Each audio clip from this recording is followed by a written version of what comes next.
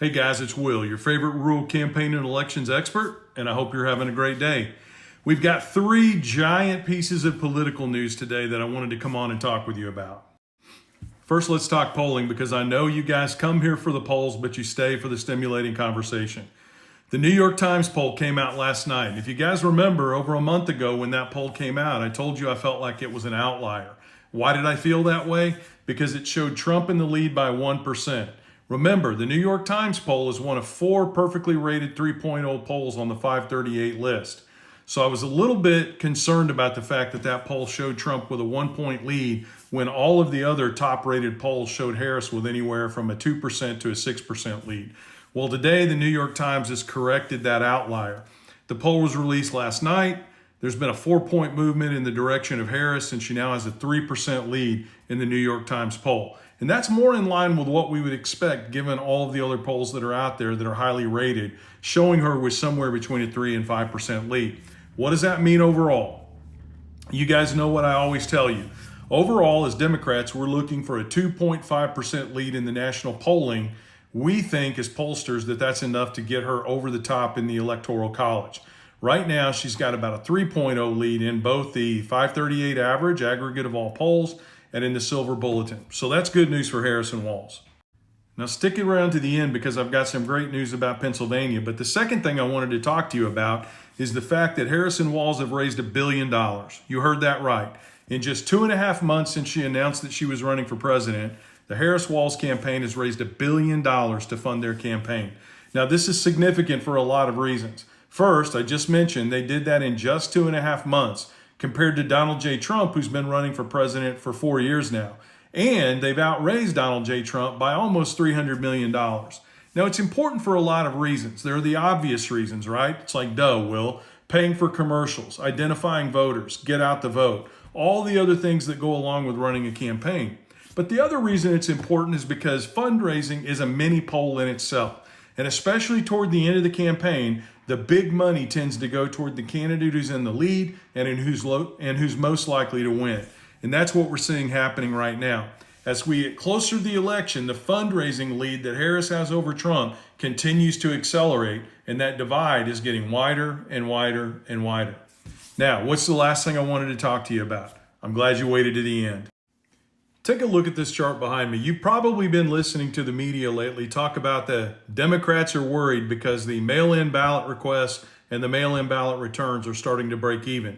Remember when they say that they're talking about the mail-in ballot requests and the mail-in ballot returns nationwide.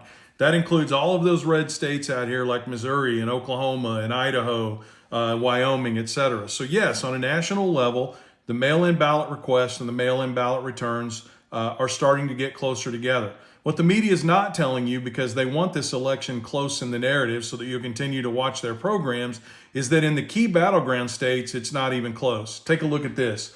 This is the state of Pennsylvania. These numbers come directly from the Pennsylvania Secretary of State.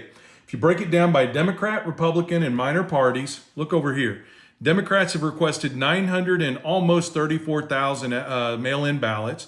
Republicans only 417,000, other parties 175,000. And you can see the percentages here, right? It's almost double in requests what the Republican number is. Then come over here and take a look at this number. These are the ballots that have been returned so far, and they're running 70.5% to 21.2% Democrat over Republican. The number's not even close. So remember, when you talk about the returns of these ballots and the requests of these ballots, the battleground states look really good for Harris, if even on a national level, things are kind of close.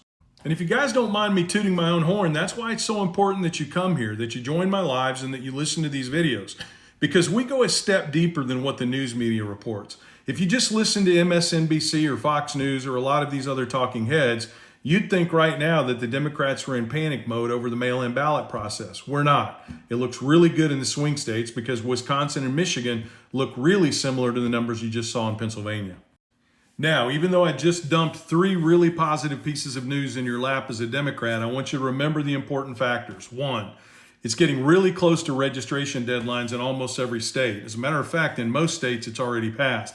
If you haven't registered to vote, check your registration deadline in your state. And if you've beaten the deadline, get in there and get registered to vote. Also check and see if your state has provisional balloting and registration on election day if you've missed a deadline.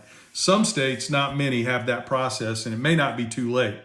If you've moved, check with your previous voter registration board of election to see if you can still vote even though you've moved, and request an absentee ballot or a mail-in ballot in order to do so.